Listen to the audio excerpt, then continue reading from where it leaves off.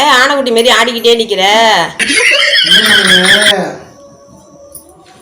வந்தனா காலையில் எக்ஸசைஸ்லாம் பண்ணல, அதனால 1 2 2 அப்படின்னு இப்படி போனேன். அப்புறம் இப்படி இப்படி ஒரு இது இருக்கு பாரு, இந்த கழுத்து ஆட்டினா அதுக்கு யானை குட்டி சொல்லியா நீங்கள்?